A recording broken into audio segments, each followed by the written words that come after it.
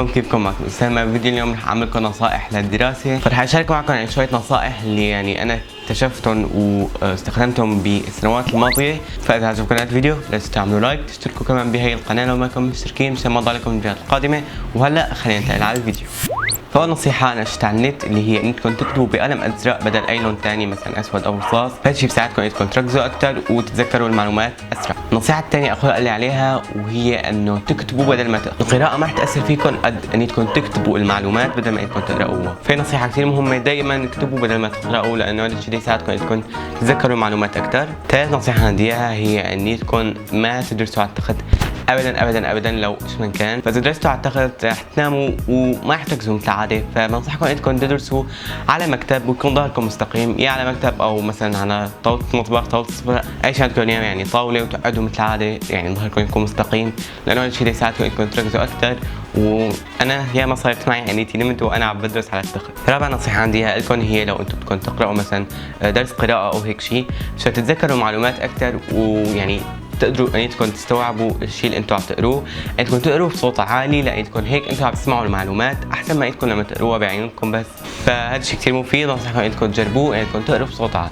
هاي النصيحة اللي عملت لي لما الموبايل برن بيرجعوا تطفوه بيرجعوا بكملوا نومتهم. بنصح انكم تحطوا الموبايل او المنبه بعيد عن تختكم الطاولة، هيك لما يرن المنبه بالصبح رح تضطروا انكم تقوموا وتجيبوه وتطفوه احسن ما انه يكون جنبكم وتطفوه وتكملوا نومتكم. فهذا الشيء رح يجبركم انكم تقوموا مثل ما قلت لكم وتصحصحوا اكثر. النصيحة السادسة كمان اخوي قال لي عليها، هي نصيحة عن جد كثير مفيدة. لما تكونوا بالدرس يعني بالمدرسة والمدرس عم بيشرح وعم بقول شغلات مهمة مثلا شغلات تدخل الامتحان او الدرس بشكل عام، اللي تحشوا تعملوه انكم تاخذوا موبايلكم وتفتحوا مسجل الصوت اللي هو فويس ميمو او ساوند ريكوردر هيك شيء، المهم افتحوه وسجلوا صوت المدرس. فبهذا الشكل بصير عندكم مثل يعني درس على موبايلكم، يعني مثل صوت الاستاذ هو عم بيشرح مثل العاده كأنكم يعني بالحصه.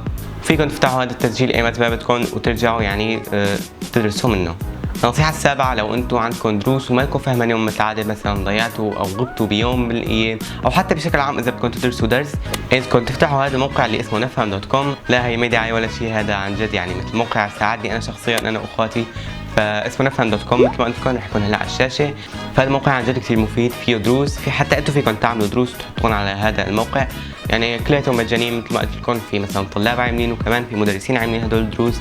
انا دائما كنت استخدمه هذيك السنه لما يكون عندي مثلا درس قراءه وماني فاضي اني يعني اقعد اقرا وهيك، فهن يعني بدرسوكم اياه وبقروا لكم الدرس مثل العاده والمعاني والمفردات وكل شيء. باول كم اسبوع انا دائما بصور اللي هو الجدول تبع الحصص وبحطه على خلفيه موبايلي مشان دائما لما افتح موبايلي اعرف ايش عندي حصه واعرف يعني كل شيء عندي اياه هلا بهذا الوقت او بهذا اليوم. فنصيحه شفتها على النت عن جد كثير فادتني، بس بحطوه يعني اول كم اسبوع لما تحفظوا بعدين الجدول.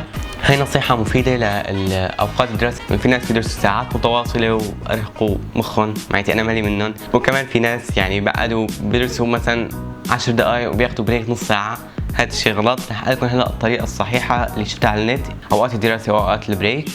فالطريقة هي انكم تدرسوا 25 دقيقة متواصلين مثل دراسة مثل العادة، وبعدين 5 دقائق بريك، كمان 25 دقيقة دراسة و5 دقائق بريك، 25 دقيقة دراسة بعدين 20 دقيقة بريك، اللي هو بعد كل ثالث بريك اللي هو 5 دقائق بدل ما يكون 5 دقائق هذا الثالث بريك خلوه 20 دقيقة. ما بعرف فهمت علي ولا لا، المهم خذوا ثالث بريك 20 دقيقة بعدين 5 دقائق.